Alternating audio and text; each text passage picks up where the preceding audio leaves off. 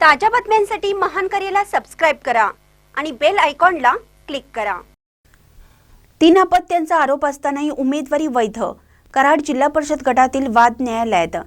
सैदापूर जिल्हा परिषद गटातील भाजप उमेदवार सागर शिवदास यांच्या उमेदवारीवरून वाद निर्माण झाला असून हा वाद आता थेट न्यायालयात पोहोचला आहे।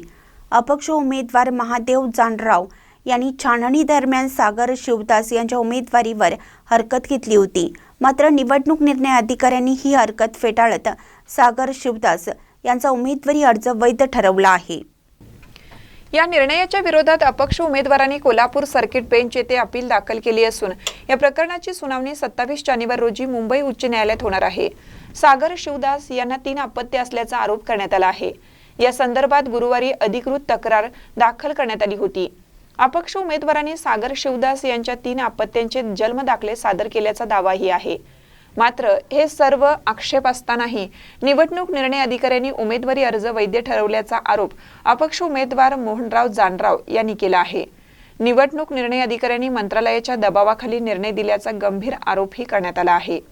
या संपूर्ण प्रकरणात निवडणूक निर्णय अधिकाऱ्यांविरोधात उच्च न्यायालयात याचिका दाखल करण्यात आली असून कराड जिल्हा परिषद निवडणुकीतील हा वाद पुढे कोणते वळण घेणार याकडे राजकीय वर्तुळाचं लक्ष लागलं आहे।